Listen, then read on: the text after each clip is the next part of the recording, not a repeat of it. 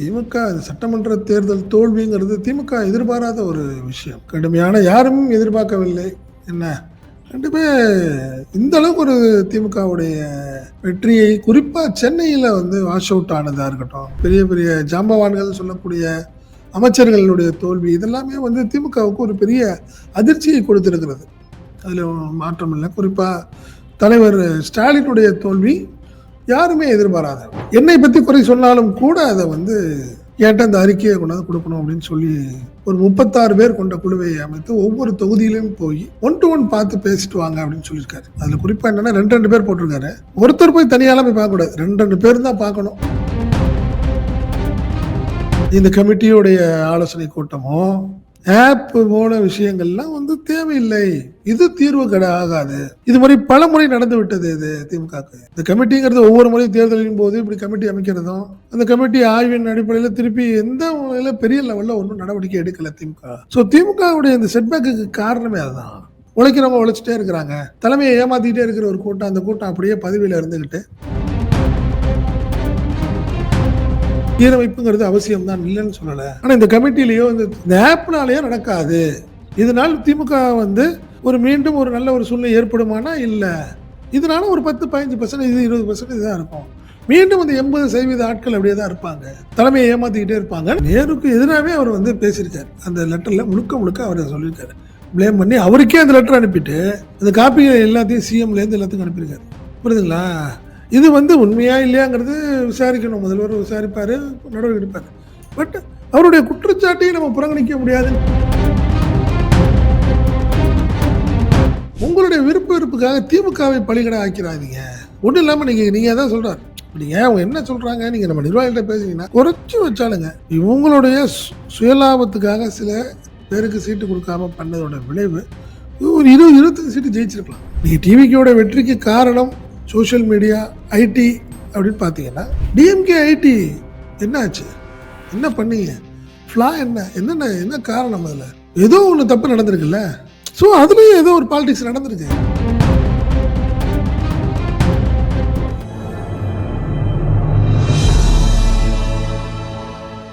Tamil news நேயர்களுக்கான வணக்கம். இன்றைய நேர்காணலில் நம்மோடு இருந்திருப்பவர் தமிழ் நியூஸோட ஆசிரியர் மற்றும் பத்திரிகையாளர் திரு செந்தில் சார். சார் வணக்கம்.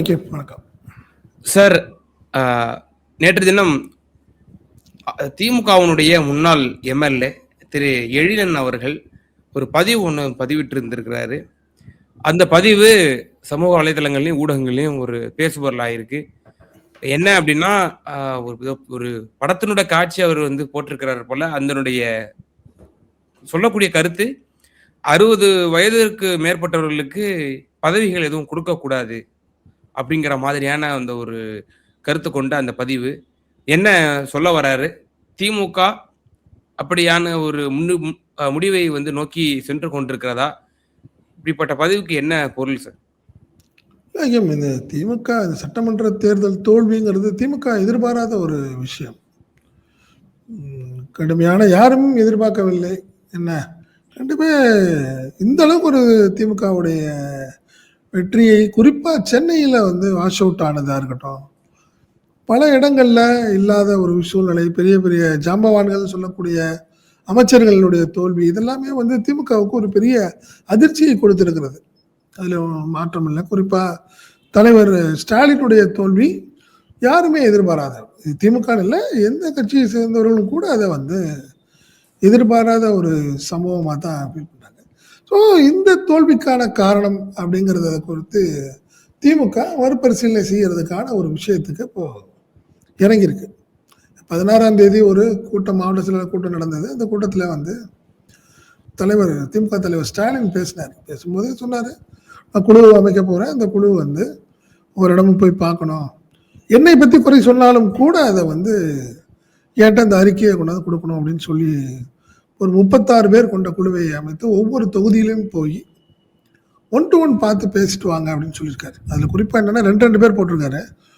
ஒருத்தர் போய் தனியாலாம் போய் பார்க்க கூடாது, 2 பேர் தான் பார்க்கணும். அந்த அறிக்கையை 2 பேர் சேர்ந்து தான் கொடுக்கணும் அப்படின்னு சொல்லியிருக்காரு. அந்த கமிட்டி இன்னையிலேருந்து ஆரம்பிக்குது. 18ஆம் தேதி முதல் அவங்க பண்ணணும்னு சொல்லியிருக்காங்கன்னு வச்சுக்கங்களேன். ஸோ விரைவில் இந்த குழு அறிக்கையை சமர்ப்பிக்கும். அதன் அடிப்படையில் நான் பல பேர் மேலே நடவடிக்கை எடுக்க போகிறேன் அப்படின்னு தெளிவாக சொல்லியிருக்காரு முதல்வர். நீங்கள் தெரிஞ்சோ தெரியாமலோ பார்த்தீங்கன்னா இப்போ முதல்வருடைய அந்த தோல்வி மிக வருத்தமான ஒரு விஷயம் அப்படிங்கிற பட்சத்தில் அடுத்த கட்டமாக உதயநிதி இளைஞரணி செயலாளர் உதயநிதிக்கான பொறுப்பு கூடுதலாக வர ஆரம்பிக்குது. காரணம், இந்த முறை அவர் எதிர்க்கட்சி தலைவர், கிட்டத்தட்ட ஒரு ஃப்ரண்ட்லைனில். ஏன்னா முதல்வர் வராத சில விஷயங்கள் சம்பவங்களுக்கு கூட இவர் போகக்கூடிய கட்டாயத்துக்கு வந்துருச்சு.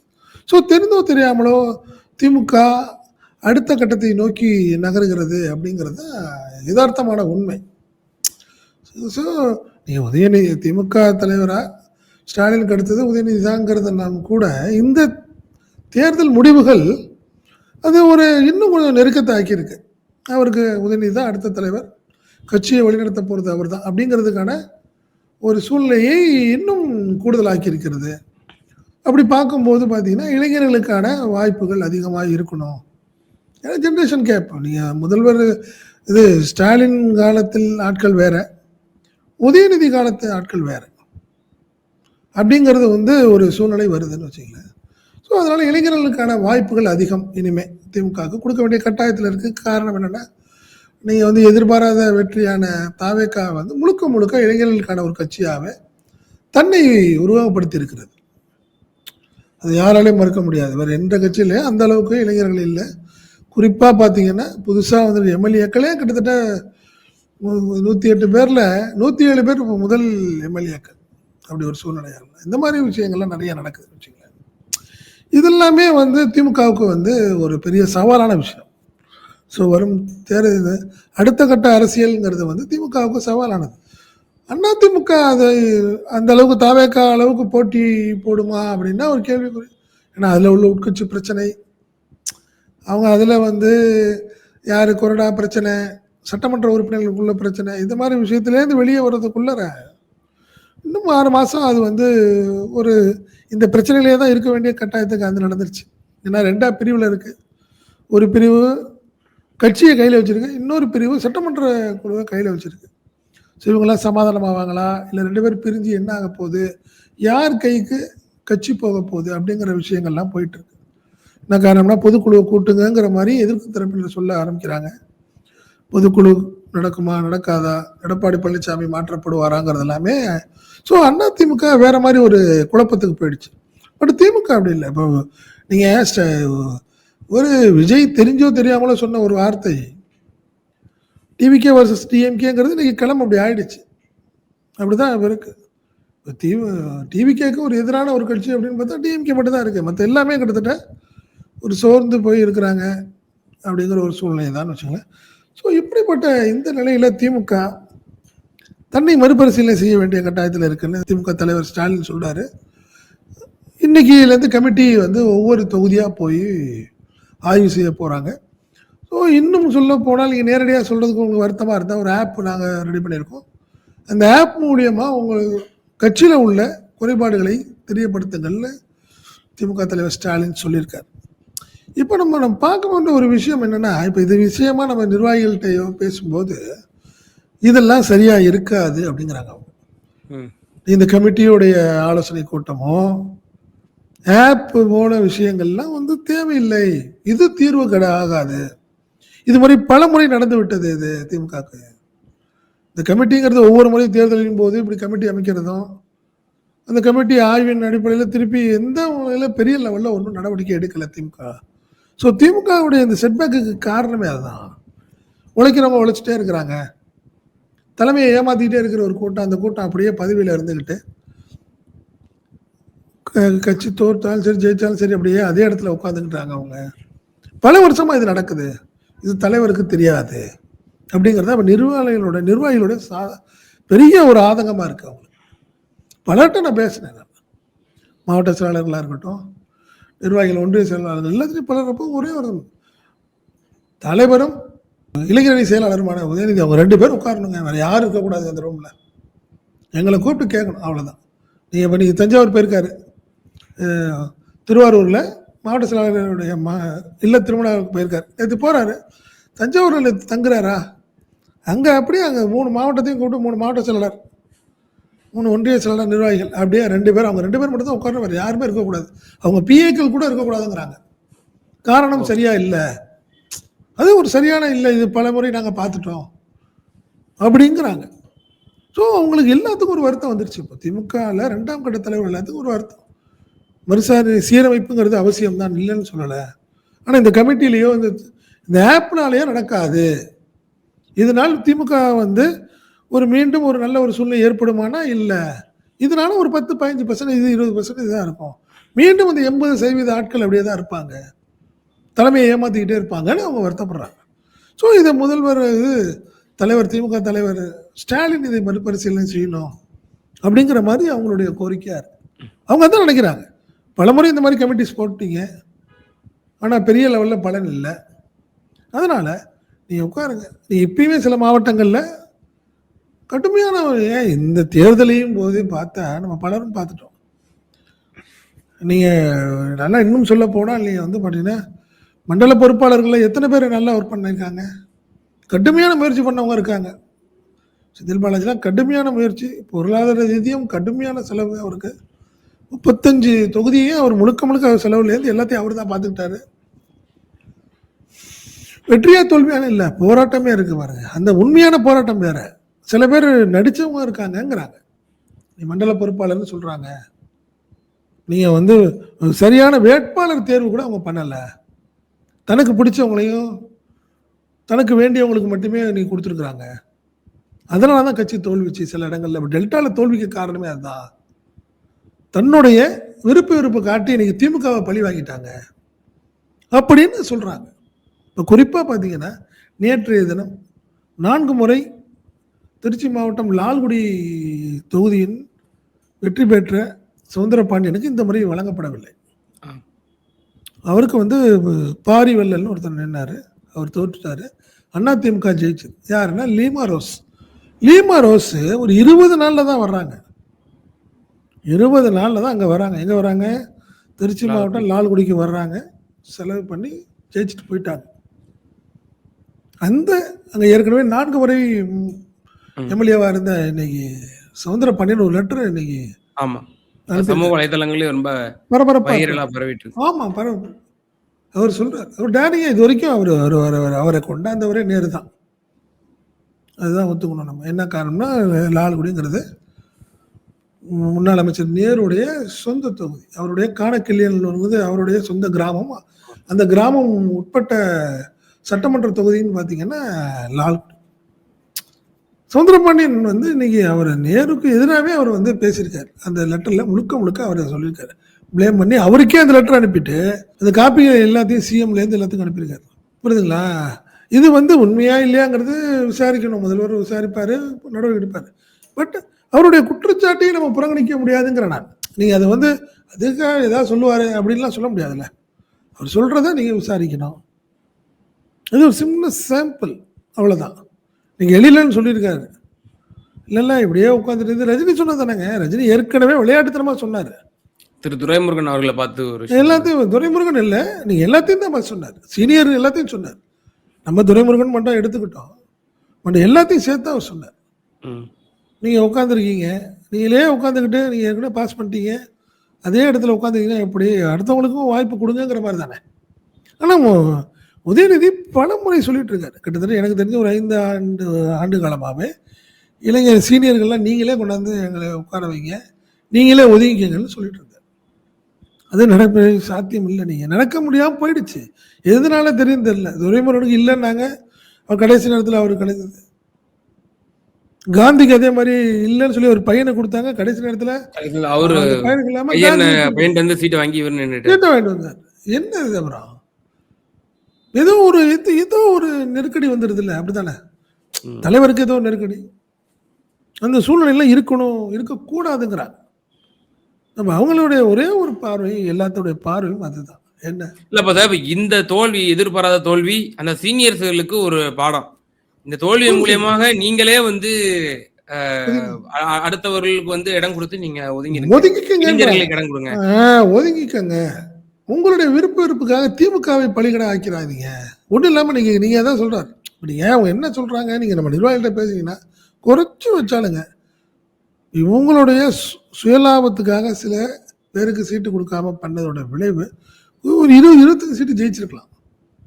லால்குடி சவுந்தரபாண்டியன் கண்டிப்பா ஜெயிச்சிருப்பாருங்கிறாங்க. சரிங்க, இதெல்லாம் பார்த்துட்டு இருந்தது பெண் டீம் தானே பார்த்துட்டு இருந்துச்சு. இல்லைங்க, பெண் டீம்லையும் அதில் ஒரு விஷயங்கள் இருக்கு. அதில் உள்ள சில நிர்வாகிகள் கூட சீனியர்களோட டைப்பில் அவங்களும் பண்ணிட்டாங்க. அதுலேயும் தவறு நடக்குது. பெண் டீம் கொண்டாந்ததே வந்து தலைமைக்கு எல்லா விஷயமும் ஒன் டு ஒன்னா யாரும் சொல்ல முடியாதுங்கிறதுனால ஒரு திமுகவின் ஒரு உளவுத்துறையாக இருந்தது பெண் டீம். பட் அதுலேயும் சில குளறுபாடுகள் ஆகிப்பட்டது. சீனியர்களை அவங்களால அவாய்ட் பண்ண முடியல. யாருங்க? பெண் டீம்.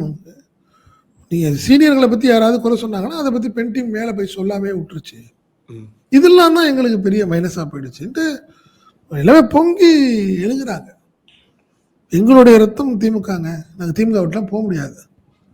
நடக்கிற அநியாயம் எவ்வளோ நாள் இப்படியே இருக்கும் அப்படிங்கிறது அவங்களுடைய ஒரு ஆதங்கமாக இருக்குது. இப்போ நம்ம இதில் சொல்ல வர்றது அதுதான். என்ன சொல்கிறோம், நம்ம முதல்வருடைய இந்த ஆப்பாக இருக்கட்டும், இந்த கமிட்டியால் பெரிய லெவலில் பலன் இருக்க வாய்ப்பில்லை. ஸோ தலைவரும் இளைஞரணி செயலாளரும் ஒன் டு ஒன்னா உட்கார்ந்து ஒவ்வொரு மாவட்டத்திலையும் பார்த்தீங்கன்னா ஒன்றிய செயலாளரும் மாவட்ட செயலாளர், நீங்கள் நகர செயலாளர் அப்படின்னு நிர்வாகிகள்னு பார்த்தீங்கன்னா அதிகபட்சம் ஒரு 15-20 பேர் இருப்பாங்க. ஹக்கீம், அவ்வளோதான். ஒரு மாவட்டத்துக்கு 20 பேர் நிர்வாகிகள் ஒன் டு ஒன்னா உட்காந்து கேட்டாங்கன்னா இது என்னங்கிறத அவங்க சொல்லிடுவாங்க. மாவட்ட செயலாளர் மேலே குறையா, இல்லை அந்த சம்மந்தப்பட்ட அமைச்சர்களாக இருந்த சீனியர்களால் பிரச்சனையா அப்படிங்கிறத தெளிவாக சொல்லிடுவாங்க. அதை சரி பண்ணாங்க தான் நீங்கள் அடுத்த கட்டத்துக்கு திமுக போகிறதுக்கான வாய்ப்புகள் இருக்கும் அப்படிங்கிறது ஒரு அவங்களுடைய ஆதங்கமாகவும் கோரிக்கையாகவும் இருக்கு. அதுதான் உண்மை. பிஜேபிலையும் இப்படிதான் பலரும் குரல் எழுப்புறாங்க. வயசானவங்கலாம் வந்து நீங்களாவே ஒதுங்கிங்க, அடுத்து உங்களுக்கு இளைஞர்களுக்கு இடம் கொடுங்க அப்படின்னு சொல்லி. ஏன் ஈவன் பிரதமர் மோடிக்கே அந்த மாதிரியான நெருக்கடியா? பிரதமர் மோடிக்கே இப்படியான ஒரு நெருக்கடியை வந்து அடுத்த கட்ட தலைவர்கள் கொடுத்தாங்க. ஃபார் எக்ஸாம்பிள் அவர் 75 இயர்ஸ் வந்து அவர் கிராஸ் பண்ணும்போது அவர் RSS அலுவலகத்துலாம் போறாரு, அவர் வந்து ரிட்டையர்மெண்ட் தான் பண்ண போறாரு அப்படின்ற மாதிரிலாம் கூட பேசப்பட்டுச்சு. பிரகாரம் அவர் வந்து இன்னும் நீடிச்சிட்டு தான் இருக்கிறாரு.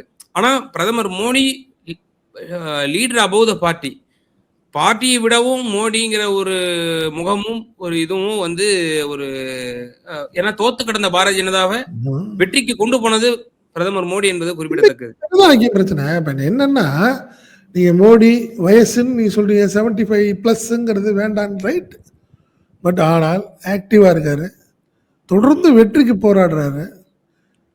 At any cost victory is aim அப்படிங்கிற ஒரு சூழ்நிலைக்கு அவங்க போறாங்க.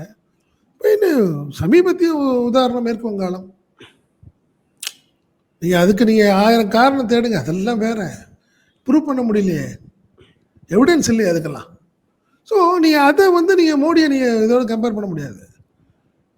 நீங்கள் கண்டிப்பாக நீங்கள் நல்லா புரியுங்க, தேர்தல் ஆரம்பிக்கப்படும் போது திமுகவுடைய சூழ்நிலை அவங்க தான் திராவிட மாடல் 2.0ங்கிற ஒரு பெரிய ஒரு எதிர்பார்ப்பில் தான் தேர்தல் முதல் நாள் ஆரம்பித்தாங்க அவங்க.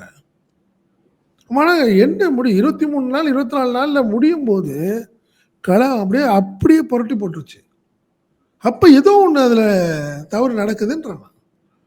திமுகவுக்கு இந்த முறை பெரிய லெவலில் எதிர்ப்பு இல்லைங்க, அதில் மாற்றம் இல்லை. நிறைய ஸ்கீம்ஸ் கொண்டு வந்திருக்காரு. சிஎம் உடைய கடுமையான உழைப்பு, கூட்டணி பலம், என்ன தேர்தலே சந்திக்காத தாவேக்கா, இதெல்லாமே ஒரு அட்வான்டேஜ் எல்லாம் பண்ணுங்க. ஏன்னா அதே மாதிரி ரொம்ப வீக்காக இருந்த அதிமுக இப்படி ஒரு சூழ்நிலை இருக்கும்போது திமுகவுக்கு ஒரு பெரிய வெற்றியை கொடுக்கணும்னு எல்லாம் எதிர்பார்த்தாங்க, கொடுக்கல. அதுக்கு என்ன காரணம்? நீங்க மக்கள்ங்கிறது வேற, மக்கள் ஓட்டு போட்டாங்க, ரைட், இல்லைன்னு சொல்லலை. திமுக வாக்கு இது பெருசா குறையல. இதில் திமுக வாக்குகள் பெருசா குறையல. அவங்களுடைய வருத்தம் என்னன்னா, இன்னும் சில வாய்ப்புகளை ஏற்படுத்தி இன்னும் ஒரு 20-25 சீட்டு வந்திருக்கலாம் திமுக. அதுக்கு காரணம் உள்ளடி வேலை. சில சீனியர்ங்கிற பேர்ல இருக்கிற நிர்வாகிகளுடைய பண்ண செய்த குழப்பம், தன்னுடைய சுயலாபம், தன்னுடைய அரசியல் எதிரிகளை தானா போட்டு பார்க்கறது, இதுல இந்த மாதிரி விஷயங்கள் நடந்துதான் இன்னைக்கு அவங்களுக்கு இன்னைக்கு ஒவ்வொரு மாவட்டத்திலையும் நிர்வாகிகள் குதிச்சு போய் நிற்கிறாங்க. புரியுதுங்களா? நீங்க சில பேர் ஒண்ணுமே இல்லை, எத்தனை பேர் மீட்டிங் போட்டாங்க, கரூரும் கோயம்புத்தூர்லையும் மீட்டிங் போட்டாங்க. கோயம்புத்தூர்லையும் கரூர்லையும் செந்தில் பாலாஜி தலைமையில் மீட்டிங் நடந்துருச்சு, நிர்வாகிகள் மீட்டிங். எப்படி இருந்துச்சு, என்ன காரணம்னு ஃபர்ஸ்ட் ஆஃப் ஆல் அவங்க முடிச்சிட்டாங்க. யார் யார் சரியாக ஒர்க் பண்ணல, எப்படி இருந்துச்சுன்னு அவர் ஃபுல் டேட்டாவோட கேள்வி கேட்டிருக்காரு செந்தில் பாலாஜி. இந்த ஏரியாவில் சரியா இல்லை ஓட்டு, இந்த பூத்தில் போயிருக்கு, இது உனக்கு நான் கொடுத்த நீ ஏன் பண்ணலைன்னு 2 hours மீட்டிங் போட்டிருக்காரு அவர். கோயம்புத்தூர்லேயும் முடிச்சிட்டாரு, கரூர்லேயும் முடிச்சிருக்காரு. இப்படி யார் பண்ணியிருக்கா இது வரைக்கும் சொல்லுங்க பார்ப்போம், நான் சொல்லாம கேட்குறேன். எந்த நிர்வாகி பண்ணியிருக்காங்க, எந்த தலைவர் பண்ணியிருக்காங்க?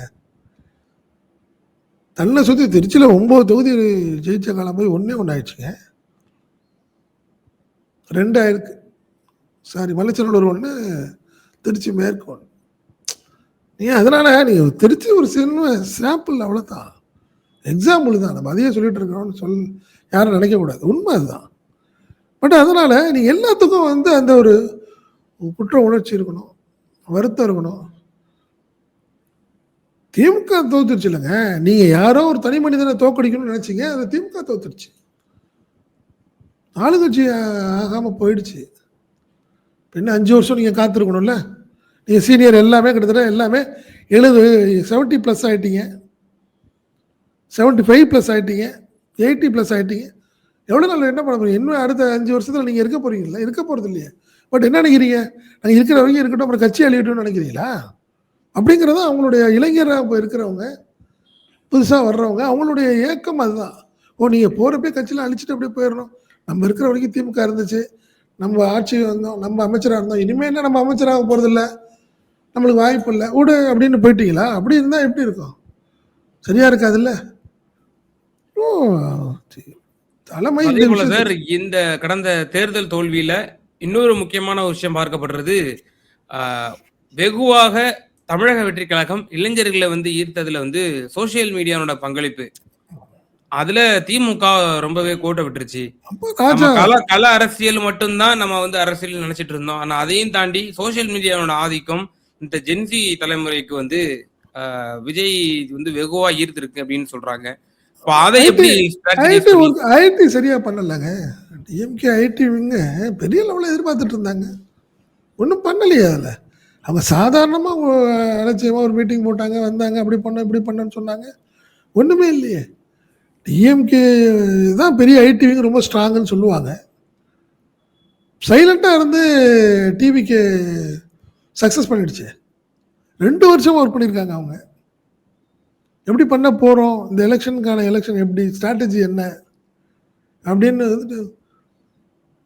இதில் பொறுப்பேற்று கண்டிப்பாக இவர் டிஆர்வி ராஜாவும் அதில் அவருக்கும் அதில் பங்கு இருக்குது. அவர் தான் பண்ணியிருக்கணும். அதில் நீங்கள் டிவிக்கோட வெற்றிக்கு காரணம் சோஷியல் மீடியா, ஐடி அப்படின்னு பார்த்தீங்கன்னா, டிஎம்கே ஐடி என்ன ஆச்சு, என்ன பண்ணீங்க, ஃப்ளா என்ன காரணம்? அதில் ஏதோ ஒன்று தப்பு நடந்திருக்குல்ல. ஸோ அதுலேயும் ஏதோ ஒரு பாலிடிக்ஸ் நடந்திருக்கு அதில், அப்படித்தான் அர்த்தம். கண்டிப்பாக அங்கே இருந்த ஒரு 10 நிர்வாகியா 20 நிர்வாகியில் ஒரு 2-3 பேருக்காவது விஷயம் தெரிஞ்சிருக்கும். டிவிக்கே இந்த மாதிரி போகுது, சோஷியல் மீடியாவில் ஃபுல்லாக கையில் எடுத்து, இன்ஸ்டாவை கையில் எடுத்து ஒர்க் பண்ணுறாங்க, நம்ம அது மாதிரி பண்ணால் தான் நல்லா இருக்கும்னு சொல்லியிருப்பாங்க. அது காதில் யாராவது வாங்கியிருக்க மாட்டாங்க. எனக்கு தெரியுது, நீ வேலையை பாரு அப்படின்னு சொல்லுவாங்க. நடக்கும்ல. நீங்கள் ஜனநாயகமாக முறைப்படி ஒரு 10 பேர் உட்காந்து ஒரு மீட்டிங் நடத்தும் போது ஒருத்தர் நல்ல விஷயத்த சொன்னார்னா, நம்மளுக்கு தெரியாத ஒரு விஷயத்த சொல்கிறாருன்னு கேட்டுக்கிட்டாதாங்க அதோடைய வளர்ச்சி. நீ யார் எனக்கு சொல்கிறதுக்கு, எனக்கு தெரியும் நீங்கள் நினச்சிங்கன்னா எப்படி இருக்கும் அது? ஸோ நிறைய இது நீங்கள் சொன்ன மாதிரி அங்கேயும் எதுவும் நடந்திருக்கு, ஐடிலையும் ஏதோ தவறு நடந்திருக்கு, பாலிடிக்ஸ் இருந்திருக்கு, நான் சீனியர் ஜூனியருங்கிற அடிப்படையில் எதுவும் நடந்திருக்கு. அதனால அதுலேயும் ஃபுல்லாக அதில். ஸோ இதில் திமுக தலைவர் இந்த மறுசீரமைப்புங்கிற அடிப்படையில் எல்லாத்தையும் பார்க்கணும் அவங்க. ஏன்னா இன்னும் ஒரு 3 வருஷத்தில் பாராளுமன்ற தேர்தல் வரப்போகுது. அதுக்கு முன்னாடியே லோக்கல் பாடி எலெக்ஷன்ஸ், அது சோஷியல் மீடியாலாம் பெருசாக அதில். பட் பாராளுமன்ற தேர்தல் அதுக்கப்புறம் பொசுக்குன்னு அடுத்த சட்டமன்ற தேர்தல் வந்துடும். அதுக்கு முன்னாடி நீங்கள் ஐடி விங்க அவங்க ஸ்ட்ராங் பண்ணணும். அதே மாதிரி மாவட்ட அளவில் உள்ள குறைபாடுகளை களைந்தால்தான் திமுகவுக்கு அடுத்த தேர்தல் இலகு வெற்றி வெற்றி வந்து இலகா இருக்கும், இல்லைன்னா மீண்டும் கடுமையாக தான் இருக்கும் அப்படிங்கிறது தான் என்னுடைய பார்வை. நிச்சயமா சார். திராவிட முன்னேற்ற கழகத்தினுடைய முன்னாள் எம்எல்ஏ எழிலன் அவர்களுடைய அந்த பதிவு, திராவிட முன்னேற்ற கழகம் அடுத்த வெர்ஷனுக்கு மூவ் ஆக வேண்டிய ஒரு கட்டாயம். ஏனென்றால் தமிழக வெற்றி கழகத்தினுடைய இந்த எதிர்பாராத வெற்றி, முதலமைச்சரும் அதாவது முன்னாள் முதலமைச்சரும் அதே போல திமுகவினுடைய இளைஞரணி செயலாளருமான திரு உதயநிதி அவர்கள் என்ன மேற்கொள்ள இருக்கிறார்கள், சீனியர் இளைஞர்களுக்கு வழிவிடுவார்களா என்பது போன்ற பல நடைமுறை சிக்கல்களும் இருந்து கொண்டிருக்கின்றன. எப்படி திராவிட முன்னேற்ற கழகம் தன்னை மறுசீரமைப்புக்கு உள்ளாக்க போகிறது என்பதை நம்ம பொறுத்திருந்து பார்ப்போம். அதே போல திருச்சி லால்குடியினுடைய முன்னாள் எம்எல்ஏ, 4 முறை எம்எல்ஏவாக இருந்தவர் சவுந்தரபாண்டியன், அவருடைய லெட்டருமே ரொம்பவே ஒரு அதிர்ச்சிக்கு உள்ளாகி இருக்கிறது. அவருமே தலைமை மீதான ஒரு தன்னுடைய அதிருப்தியை தெரிவித்திருக்கிறார். நேற்று வந்த ஒரு லாட்டரி அதிபரனுடைய மனைவி லீமா ரோஸ் அவர்கள் லால்குடியில் ஒரு வெற்றி பெறக்கூடிய ஒரு சூழ்நிலை, திமுகவோட கோட்டையை தகர்த்திருக்கிறது. இப்படிப்பட்ட பல சிக்கல்கள், பல ஒரு நடைமுறை சிக்கல்கள், இவையெல்லாம் எப்படி களை எடுக்கப்படும், திமுக எப்படி தன்னை மறுசீரமைத்துக் கொள்ளும் என்பதை பற்றி நம்ம பொறுத்திருந்து பார்ப்போம் சார். ரொம்ப நன்றி உங்களோட நேரத்தை. நன்றி ஐயா, நன்றி.